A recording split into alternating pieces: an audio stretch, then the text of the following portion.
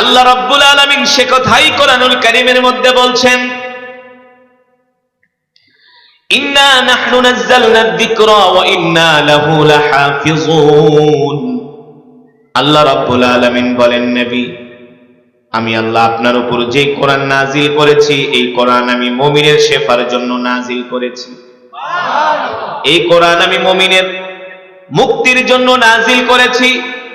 ওয়ানুনাজ্জিলু মিনাল কুরআনি মা হুয়া শিফাউ ওয়া রাহমাতুল লিল মুমিনিন ওয়া লা ইয়াজিদুয যালিমিনা ইল্লা খাসারা। নবী গো, আমি আল্লাহ আপনার উপর যে কোরআন নাজিল করেছি, এই কোরআন আমি মানুষের হেদায়েতের জন্য, মানুষের মুক্তির জন্য নাজিল করেছি। ঠিক কিনা বলেন?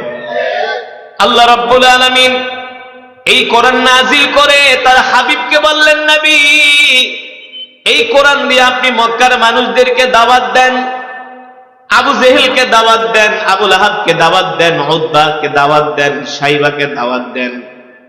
আল্লাহর নবী কোরআনের দাওয়াত নিয়ে মক্কার কাফেরদের কাছে গেলেন। মক্কার কাফেররা এই কোরআনের দাওয়াত গ্রহণ করে না, উল্টা আমার নবীকে মিথ্যাবাদী বলে গালি দেয়। বলেন নাউজুবিল্লাহ। আমার নবীকে জাদুকর বলে গালি দেয়, আমার নবীকে গণক বলে গালি দেয়। নবীর কোরআনের দাওয়াত মক্কার কাফেররা গ্রহণ করে না। আল্লাহ রাব্বুল আলামিন তার হাবিবকে ডাক দিয়া বলে, হাবিব, আপনি মক্কার কাফেরদের কথায় কষ্ট নেবেন না, মন খারাপ করবেন না। ও হাবিব, আমি আল্লাহ আপনার উপর যে কোরআন নাজিল করেছি, ইন্না আনজালনা ইলাইকা যিকরা লিতুবাইয়িনা লিন-নাস, এই কোরআন দিয়ে আপনি মানুষের সামনে বয়ান করেন। ঠিক কিনা বলেন? আল্লাহ তাআলা এই পৃথিবীর জমিনে যতগুলো নবী পাঠাইছে, প্রত্যেকটা নবীকে আল্লাহ তাআলা বক্তা বানায় পাঠাইছে। কি বক্তা? এই বক্তৃতা, ওয়াজ মাহফিল এটা নতুন কিছু না। কথা বলো। এই বক্তৃতা, ওয়াজ মাহফিল এটা নতুন কিছু না, এটা 1450 বছর আগের থেকে হয়ে আসছে। ঠিক কিনা বলেন? কিন্তু এই কোরআনের কথা কিছু মুসলমানের কাছে ভালো লাগে না। এমন মুসলমান সমাজে আছে কি আছে না? আবার ওয়াজ মাহফিল করতে হইলে পুলিশের থেকে অনুমতি আনতে হইতো না? এখন কি অনুমতি লাগে? কানের উপর দুইটা মারবেন। কিসের অনুমতি? জমিন যার, আসমান যার, কোরআনের কথা চলবে তা। ঠিক কিনা বলেন? পুলিশের দায়িত্ব ওয়াজ মাহফিলের অনুমতি দেওয়া না। পুলিশের দায়িত্ব হলো মাদকাসক্তদেরকে ধরো, চোরা কারবারিদেরকে ধরো, গাঞ্জট্টিদেরকে ধরো, দুর্নীতিবাজদেরকে ধরো। কিছু হারামজাদা পুলিশ আছিল, হারামজাদা। ওই হারামজাদাদের কাছে ওয়াজ মাহফিলের অনুমতি নিতে গেলে কত যে সরষের তেল মাখতে হইতো না? ডিসির কাছে যাও, ওসির কাছে যাও, হ্যাঁ, হারুন্যার কাছে যাও। হারুন্যা তখন পলাইছে। ঠিক কিনা বলেন? এই কথাগুলো কেন বললাম? মুসলমান মক্কার কাফেররা কোরআনের দাওয়াতকে গ্রহণ করে না, পছন্দ করে না। আল্লাহ রাব্বুল আলামিন ডাক দিয়া বলে, হাবিব, আপনি মক্কার কাফেরদের কথায় কান দিবেন না, আপনি কোরআনের দাওয়াত দিয়ে যান।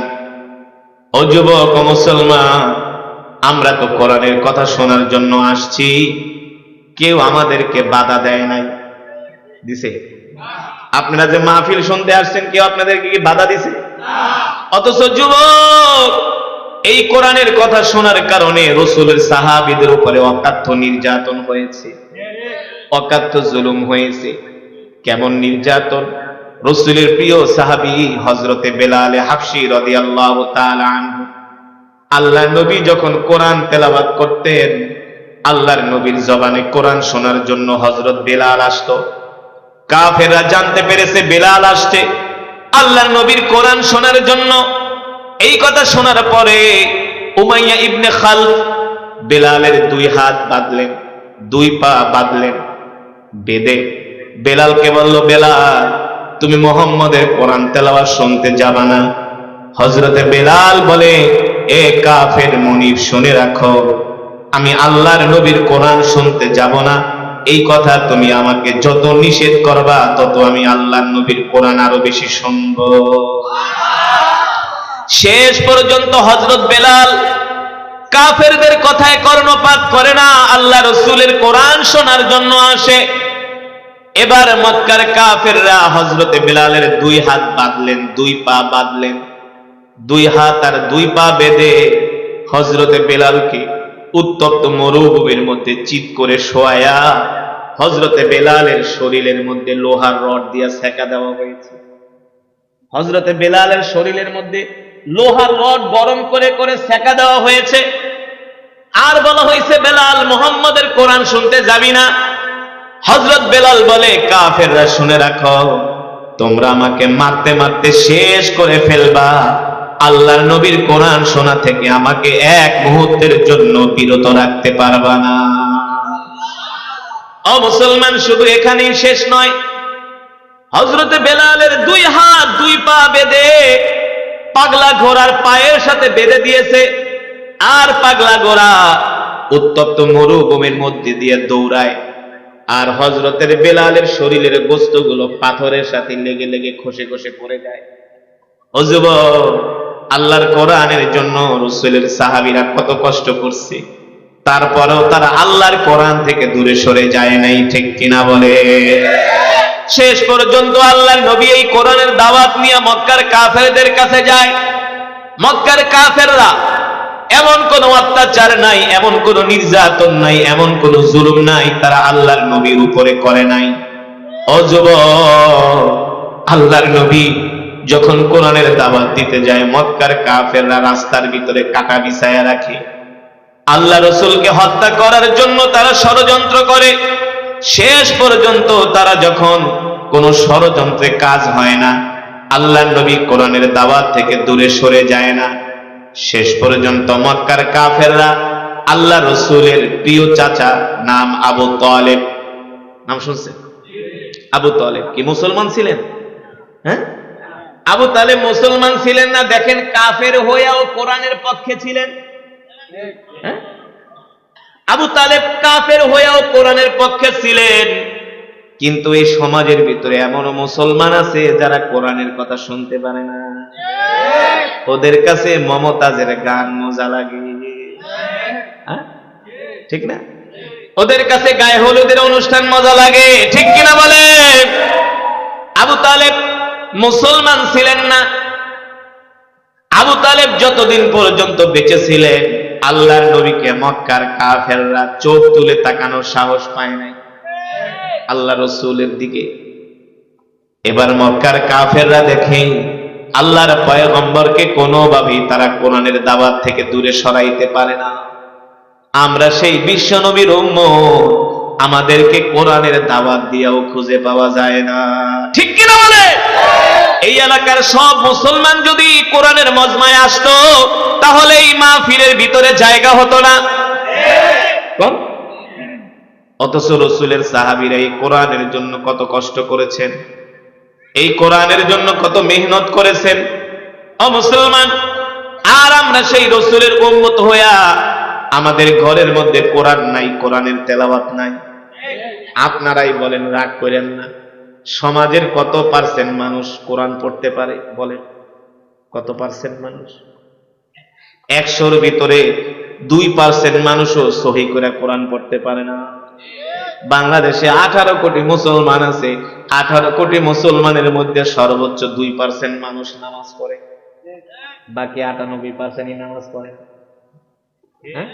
হ্যাঁ, যদি বলেন হুজুর আপনার কথা বিশ্বাস করি না, ঠিক আছে। আমি গত বছর একটা মাহফিলে গিয়েছিলাম, গত 3 বছর আগে। মতলব কোথায়? আপনাদের পাশেই তো নাকি? মতলব না, চাঁদপুর মতলব, এই মেঘনার পরেই তো। মাহফিলে যাওয়ার পরে জিজ্ঞেস করলাম, মাহফিলের বয়স কত? হুজুর বেশি না, 51তম।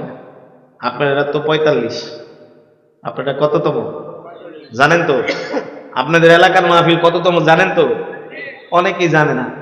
45তম। মাশাআল্লাহ বলে, মারহাবা বলে, এটা অনেক বড় খুশির খবর না? 45 বছর যাবত আপনারা মাহফিল করে আসছেন, তার মানে হুজুরকে দাওয়াত দিতে দিতে আপনারা একবারে জুনা হয়ে গেছে। হুজুর 9:30 আয় পড়বেন, ভালো। 45 বছর ধরে মাহফিল হচ্ছে। যারা এত সুন্দর মাহফিলের প্রতিষ্ঠা করে গেছেন তারা অনেকেই দুনিয়াতে নাই না? আল্লাহ তাদের কবরকে নূরে নূরান্বিত করে দিন বলি আমিন। তাদের কবরকে আল্লাহ তাআলা জান্নাতের বাগান বানায় দিন বলি আমিন। এই মাহফিলকে আল্লাহ তাআলা যুগের পর যুগ, প্রজন্মের পর প্রজন্মকে কবুল করুন। যেটা বলছিলাম 45তম মাহফিল, আর ওটা হলো 51তম। কততম? যে দেখি বিশাল আয়োজন, শুধু খিচুড়ির ডেক। কিসের ডেক? গরু জবাই করছে 10টা। আমি কি করছেন কি? হুজুর 50,000 মানুষে খাওয়ানো। কত হাজার? 10 গরু জবাই করছে, 50,000 মানুষে খাওয়ানো।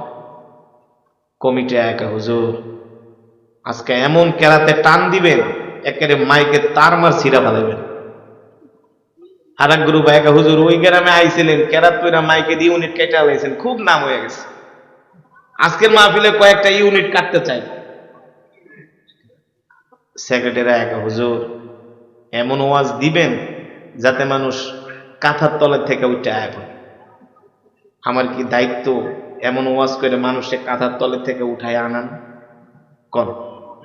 হেদায়েত দেওয়ার মালিক দুনিয়ার কোন মানুষ হেদায়েত দিতে পারবে? আল্লাহ। আল্লাহ রসুল তো তার চাচারই হেদায়েত দিতে পারেন। ওই যে আবু তালেব মুসলমান ছিলেন? ছিলেন? ছিলেন কাফের। আল্লাহর নবীও তার চাচাকে হেদায়েত দিতে পারেন নাই। হেদায়েতের মালিক জোরে বলেন কে? ইন্নাকা লা তাহদি মান আহবাবতা ওয়ালাকিন্নাল্লাহা ইয়াহদি মান ইয়াশা ওয়া হুয়া আ'লামু বিল মুহতাদিন। আল্লাহ তাআলা ডাক দিয়া বলে, হাবিব হেদায়েতের মালিক আমি আল্লাহ, হেদায়েতের দায়িত্ব আপনার হাতে না। আপনার দায়িত্ব হলো আপনি মানুষদেরকে দাওয়াত দেন।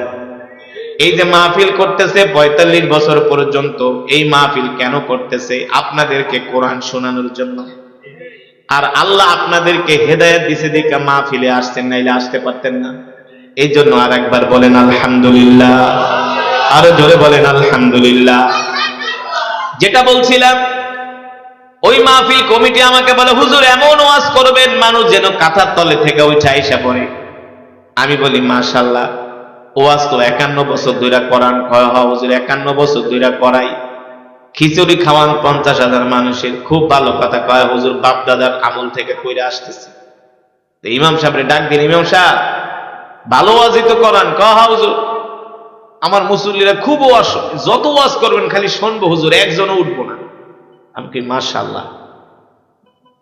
পরে ইমাম সাহেবরে জিজ্ঞেস করলাম, মসজিদ তো ভালোই বানাইছেন, এসিটিতে লাগাইছেন গ্রামের ভিতরে। হুজুর আমাদের মুসল্লিগুলা খুব ধার্মিক, খুব যা চাই সবই মসজিদের লেগে দিয়া দেয়। গ্রামের মসজিদ এসি লাগাইছে, বুঝেন না? আমি বলি মাশাআল্লাহ, তাহলে তো ভালো, খুব ভালো কথা। তো ইমাম সাহেব শুক্রবারে জুমার দিন কেমন মুসল্লি হয়? ইমাম সাহেবকে হুজুর একটা কথা বললেন, কেমন মুসল্লি হয়? মসজিদের হুজুর উজুখানায় জায়গা দিতে পারে। কোন জায়গায়? কোথায়?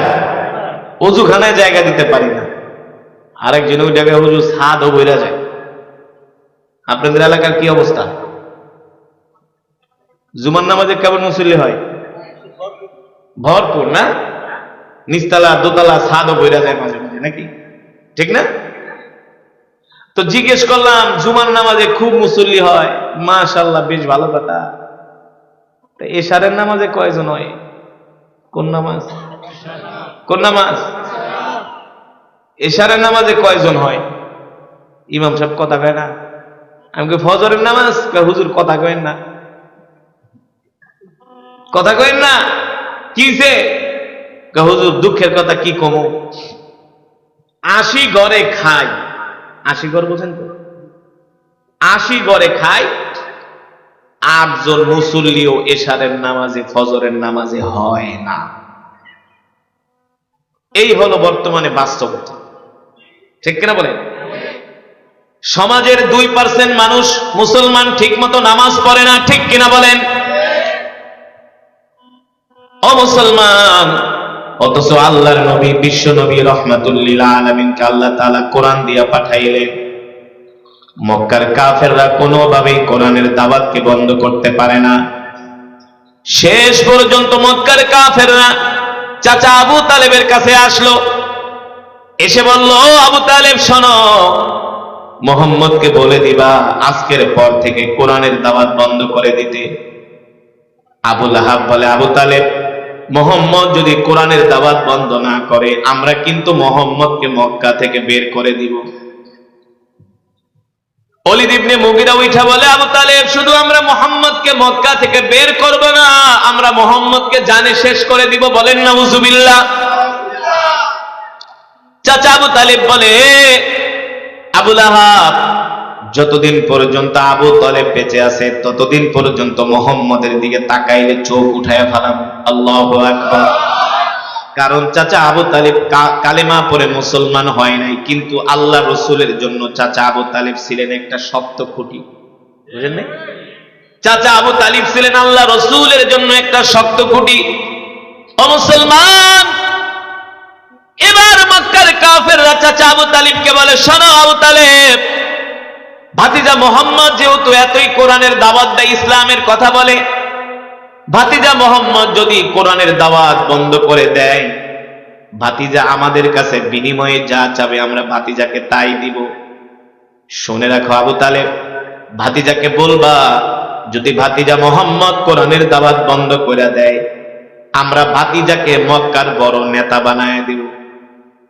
আমরা ভাতিজাকে মক্কার বড় নেতা বানায় দিব। আমরা ভাতিজার কথায় উঠবো আর বসবো।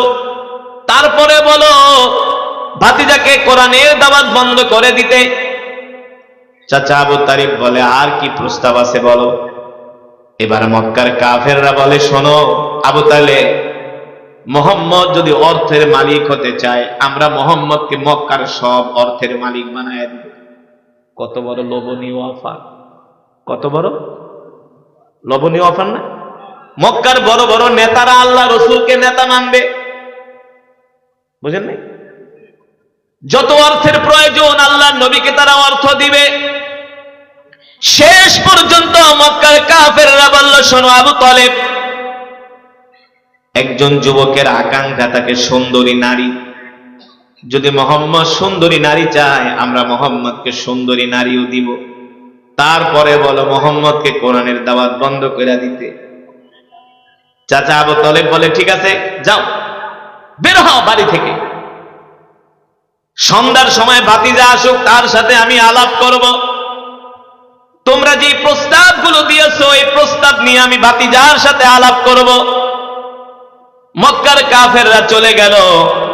আল্লাহর নবী রাত্রবেলা বাড়িতে আসছেন। চাচা আবু তালেব ডাক দিছে, ইয়া মুহাম্মদ তাআলাও, ভাতিজা এদিকে আসো, তোমার সাথে আমার কথা আছে। এবার আল্লাহর পয়গম্বর চাচা আবু তালেবের কাছে যখন আসলেন, চাচা আবু তালেব বললেন, ভাতিজা তুমি যখন সকালবেলা বের হয়েছ মক্কার বড় বড় নেতারা আমাদের বাড়িতে আসছে।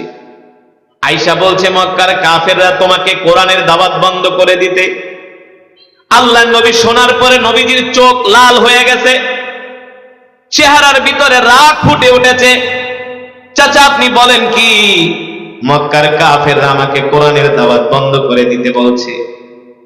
আল্লাহ রসুল রাগ করে যখন এই কথা বললেন, চাচা আবু তালেব বলে, ভাতিজা শোনো, মক্কার কাফেররা তোমাকে 3টা প্রস্তাব দিয়ে গেছে। কয়টা? কয়টা? 1 নাম্বার, যদি তুমি মক্কার নেতৃত্ব চাও তোমার হাতে মক্কার নেতৃত্ব তুলে দেওয়া হবে। 2 নাম্বারে, যদি তুমি অর্থের মালিক হতে চাও মক্কার কাফেররা তোমাকে মক্কার সব অর্থের মালিক বানায় দিবে। 3 নাম্বারে তারা তোমাকে আরেকটা প্রস্তাব দিয়ে গেছে, যদি মুহাম্মদ সুন্দরী নারী চায় আমরা মুহাম্মদকে সুন্দরী নারী দিয়ে দিব। তারপরেও বলো মুহাম্মদকে কোরআনের দাওয়াত বন্ধ করে দিতে। বলেন নাউজুবিল্লাহ। এই কথা শোনার পরে আল্লাহর নবী দাঁড়ায় গেলেন আর বললেন, চাচা মক্কার কাফেরদেরকে আপনি আগামীকাল বলে দিবেন, লাম্মা রাআল কমারা ইয়ামিনি ওয়াশ শামসা ইয়াশিমালি, লাম্মা রাআল কমারা ইয়ামিনি ওয়াশ শামসা ইয়াশিমালি। চাচা আপনি মক্কার কাফেরদেরকে বলে দিবেন, এক হাতে যদি মুহাম্মদকে সূর্য দেওয়া হয় আর এক হাতে যদি মুহাম্মদকে চন্দ্র দেওয়া হয়, তারপরেও আল্লাহর পয়গম্বর মুহাম্মদ সাল্লাল্লাহু আলাইহি সাল্লাম আল্লাহর কোরআনের দাওয়াত থেকে এক চুল পরিমাণ দূরে সরে যাবে না। আল্লাহু আকবার। আমরাও সেই বিশ্ব নবীর শিষ্য, আমরাও আল্লাহর কোরআন থেকে এক চুল পরিমাণ দূরে সরে যাব না, ঠিক কিনা বলে? আমরা কোরআনের কথা বলবো, দ্বীনের কথা বলবো, শুধু কোরআনের কথা বলবো না, প্রয়োজনে এই কোরআনের জন্য আমাদের মাল দিব, জান দিব। রাজি আছেন? প্রয়োজনে আল্লাহর জমিনে আল্লাহর দ্বীন কায়েমের জন্য আমরা আমাদের সন্তানকে ইতিম করব, ঠিক কিনা বলেন? 2024-এর 5 আগস্টে স্বৈরাচারীকে বিদায় করার জন্য 1000 যুবক জীবন দিছে। যদি আল্লাহর জমিনে আল্লাহর কোরআনের রাজ কায়েম করার জন্য 1000 নয়, 1 লাখ নয়, 2 লাখ নয়, যদি 10 লক্ষ যুবকের জীবন দিতে হয়, আমরা রাজি আছি। তারপরও আল্লাহর জমিনে আল্লাহর কোরআনের রাজ কায়েম করব, ঠিক কিনা বলেন? ঠিক কিনা বলেন? কারণ এই কোরআন শুধু ওয়াজ করার জন্যই নাজিল হয় নাই, এই কোরআন শুধু খতম পড়ার জন্য নাজিল হয় নাই, এই কোরআন শুধু জার ফুক দেওয়ার জন্য নাজিল হয় নাই। কথা বলে না? এই কোরআন শুধু রমজানের তারাবি পড়ার জন্যই নাজিল হয় নাই, এই কোরআন নাজিল হয়েছে আলা লাহুল খালকু ওয়াল আমর, তাবারাকাল্লাহু রাব্বুল আলামিন।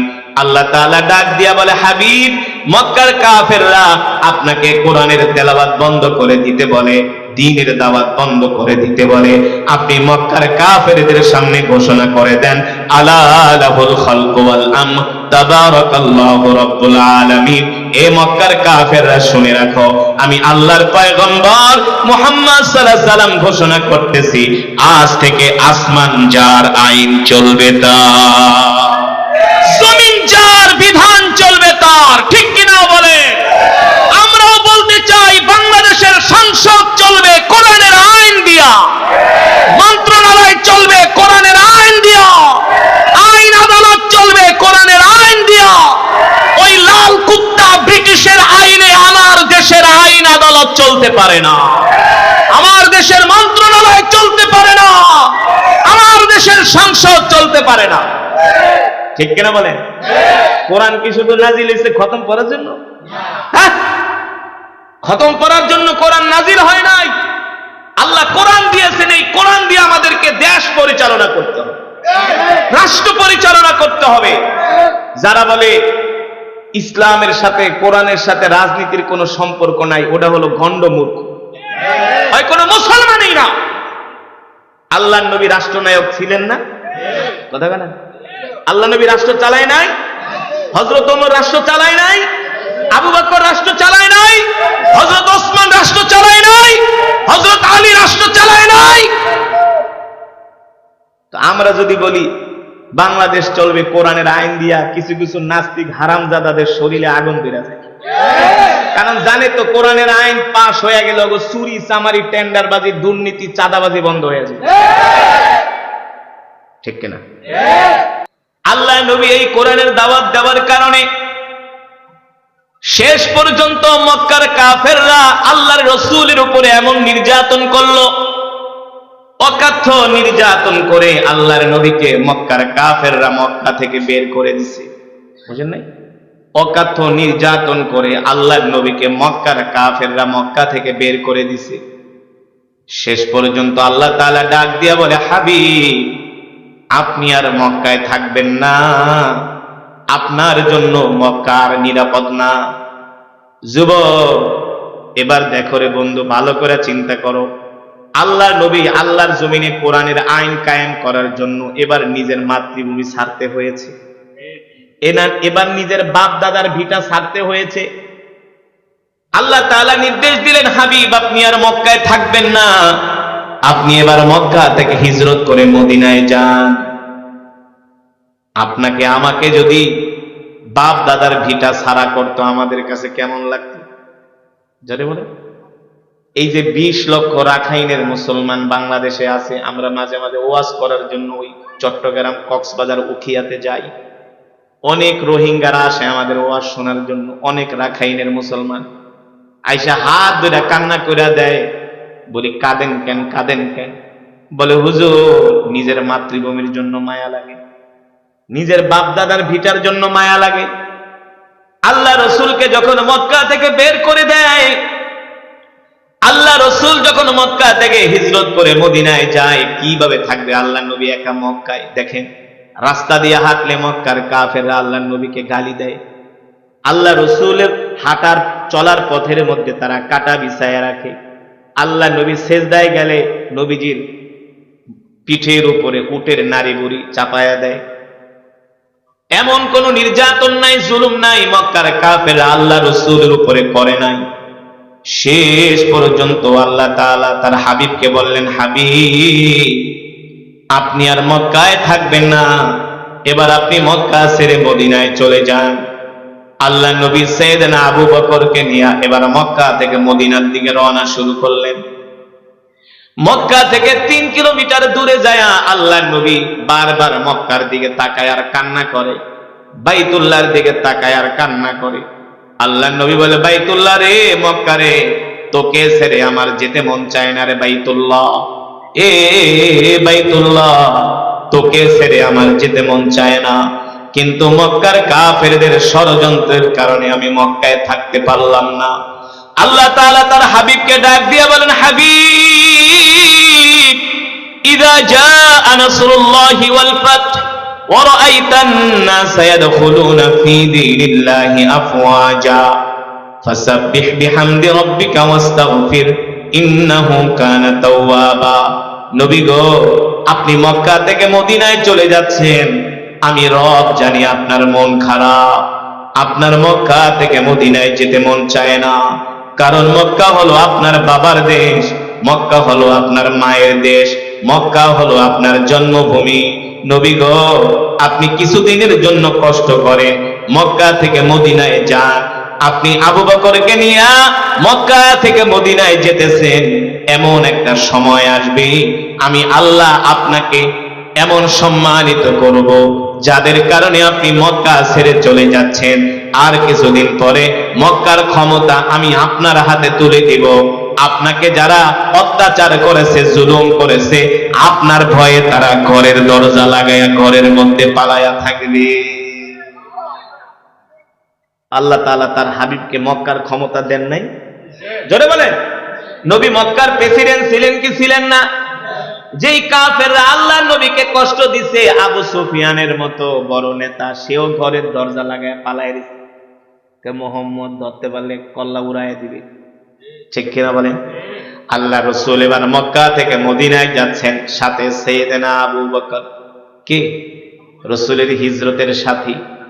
সাইয়েদনা আবু বকর বলেন, আমি আল্লাহ রসুলের হিজরতের সাথী, আমরা মক্কা থেকে হিজরতে যাচ্ছি মদিনার দিকে। 1 দিন 2 দিন 3 দিন 4 দিন 5 দিন সফর করতে করতে আমরা ক্লান্ত হয়ে গেলাম। আমি আল্লাহ রসুলের হাত ধরে ধরে আল্লাহ নবীকে নিয়ে যেতেছি।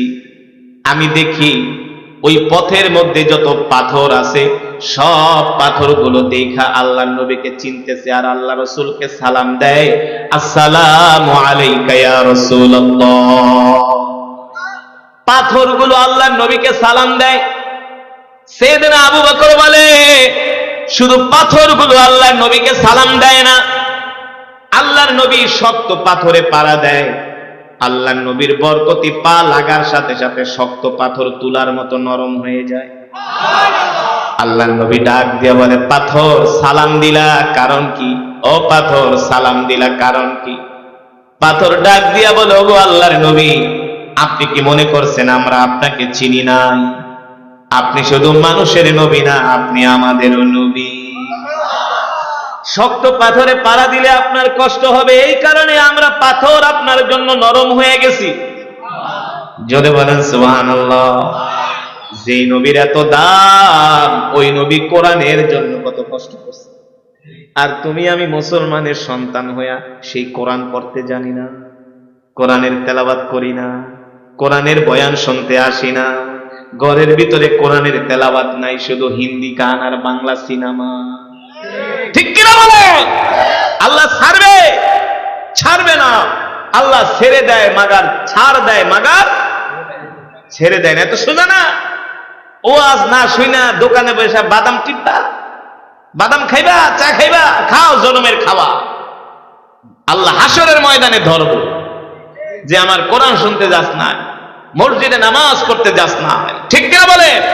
আজকে আমি আল্লাহ তাদেরকে ছাড়বো না, করায় গন্ডায় হিসাব নিয়ে দেখায় দিই। এবার সাইয়েদনা আবু বকর বলে, আল্লাহ নবীকে শুধু পাথরে সালাম দেয় না, রাস্তার গাছগুলো দেখে আল্লাহ নবীকে সালাম দেয়। আল্লাহ রাসূল জিজ্ঞেস করে, গাছ সালাম দিলা কারণ কি? কয়, সালাম কেন দিব না? আপনি কি মনে করছেন আপনাকে চিনি না? আপনি শুধু মানুষের নবী না, আপনি তো গাছেরও নবী, মাছেরও নবী। শুধু এখানেই শেষ না রে মুসলমান যুবক। ও যুবক, আমরা এমন এক বরকতি নবীর উম্মত, আল্লাহর নবী সফর করতে করতে ক্লান্ত হয়ে গেলেন, ক্ষুধার্ত হয়ে গেলেন। সাইয়েদনা আবু বকরকে বলতেছেন, ইয়া আবা বকর আনা আতশানুন জিদ্দান আনা জাইউন জিদ্দান। আবু বকর গো, সাথে কোনো খাবার দাবার আছে কিনা?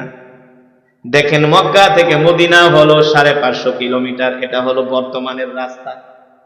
কিন্তু 1450 বছর আগে মক্কা থেকে মদিনা শুধু 550 কিলোমিটার না, 1450 বছর আগে মক্কা থেকে মদিনার দূরত্ব হবে 1500 কিলোমিটার।